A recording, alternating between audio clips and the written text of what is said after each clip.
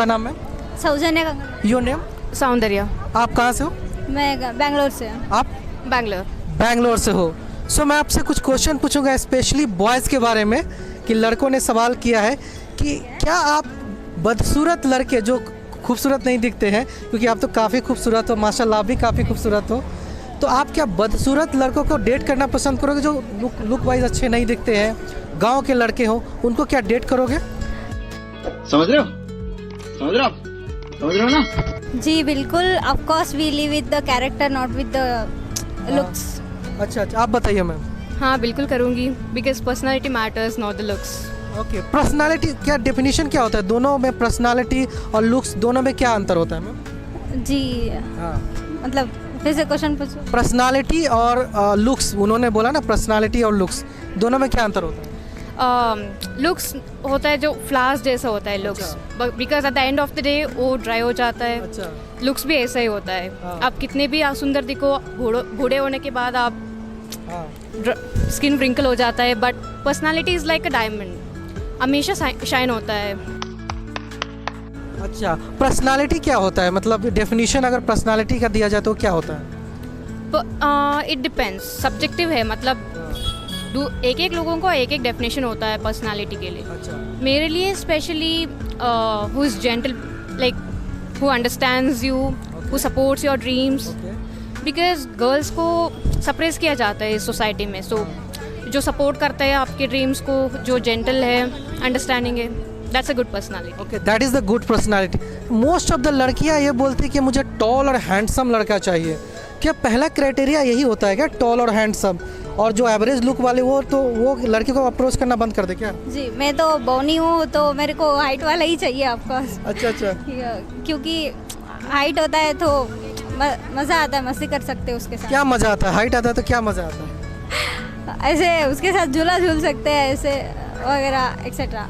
आप बताइए मैम, आप तो हाइट वाली हो, आपको क्या हाइट वाले लड़के पसंद या अपने बराबर वाले लड़के पसंद? मेरा बराबर होगा तो भी चलेगा, बट मेरे से शॉर्ट नहीं पसंद है। अच्छा, आपसे शॉर्ट नहीं होना चाहिए। हाँ। देखिए आजकल क्या है, जनरल परसेप्शंस हो गया है कि आजकल लड़के और लड़कियां में कोई ज़्यादा अंतर नहीं है, जेनजी कल्चर है। तो क्या ये समानांतर सही है या फिर लड़के का अलग बाउंड्री होना चाहिए, लड़कियों का अलग बाउंड्री होना चाहिए? बताइए। इक्वालिटी बेसिकली लाइक इंटेलेक्चुअली में होना चाहिए। अच्छा। बेसिकली मतलब फिजिकली ऑफ कोर्स डिफरेंस होता है।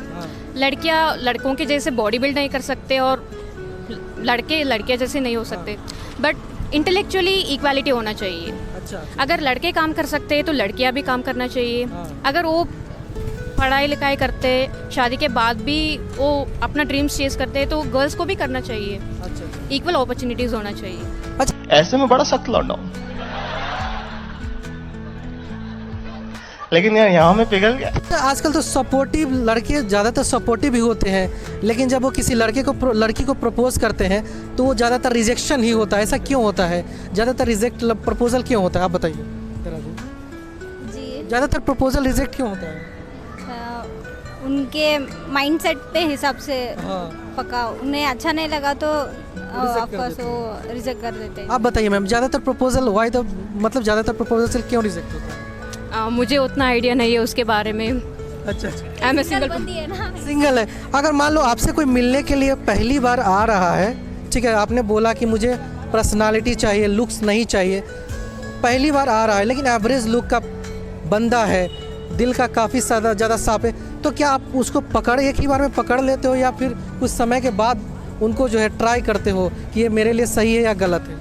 टाइम लूँगी of course, because life partner choose करना है, लाइफ लॉन्ग एक ही बंदे के साथ जीना है, तो सिर्फ एक डेट में तो मैं डिसाइड नहीं कर सकती ये बंदा अच्छा है या नहीं। सो टाइम लगेगा। टाइम लगेगा। आजकल होते हैं ना कि लड़कियां ट्राई करती है कि इस लड़के से फिर उस लड़के के पर जाकर ट्राई करती है, जो उसके लिए अच्छा होता है उसके साथ वो सेट हो जाती है। तो क्या दो तीन लड़कों को ट्राई करना चाहिए या एक लड़के पर ही रहना चाहिए?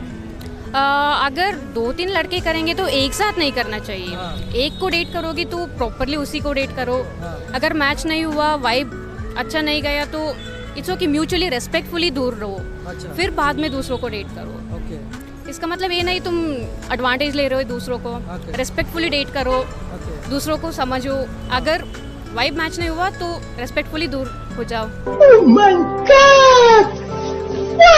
रिस्पेक्ट क्या होता है ना कि ज़्यादातर लड़के जो होते हैं एक दो डेट के बाद फिजिकल इंटीमेसी होने का प्रयास करते हैं, क्या सही है या फिर आपको रिलेशनशिप लॉन्ग जाने के बाद फिजिकल इंटीमेट होना चाहिए? सी अगर आप एक लड़की को सच में प्यार करते हो तो you don't think about physical intimacy, because वो बहुत सेक्रेड कनेक्शन होता है एक लड़का और लड़की के बीच में। और ये जनरेशन ने तो ये हुकअप कल्चर रोज क्या क्या आ गया है, और सेक्स तो बहुत कॉमन हो चुका है। एक लव और लस्ट में बहुत अंतर है, वो लोग नहीं समझते उसको। Physical intimacy is not love. Physical intimacy love नहीं, लेकिन सारे लड़का ये बोलते हैं ना कि एक लव का मेन कैरेक्टर वही होता है, फिजिकल इंटीमेसी ही एक लव का मेन कैरेक्टर होता है, सही है क्या? ये बहुत गलत है। एक रिलेशनशिप में पहले तुम्हें लाइक इमोशनल बॉन्डिंग होना चाहिए, फिजिकल नहीं। तुम्हें इमोशनली सेफ फील करना है, सिक्योर फील करना है, वही बहुत सारी लड़कियां लाइक एक्सपेक्ट करती है रिलेशनशिप में।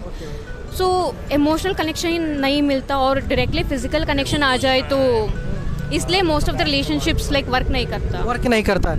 अगर आपसे एक राय लिया जाए, आप तो काफ़ी ज़्यादा अच्छी हो, अगर राय लिया जाए तो एक रिलेशनशिप को चलाने के लिए मेन 5 इंपॉर्टेंट क्या चीज़ होता है? एक दोस्ती हो या फिर लव हो, उसको चलाने के लिए क्या मेन इंपॉर्टेंट चीज़ है?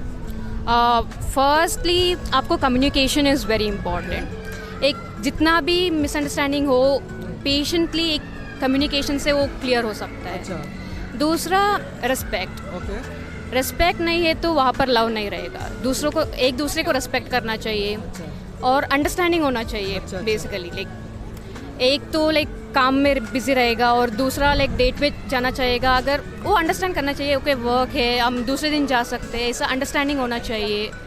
और मेनली सपोर्ट करना चाहिए एक दूसरों को, सपोर्ट करना चाहिए।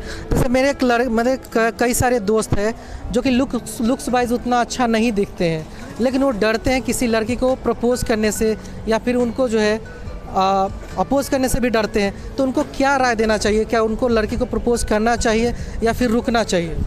अच्छे नहीं दिखते हैं। इट डिपेंड, मतलब ऐसा नहीं होता एक ब्यूटीफुल है अगली है, ऐसा कुछ नहीं होता। ब्यूटी इज सब्जेक्टिव, आप कैसे देखते हो वैसे डिपेंड होता है।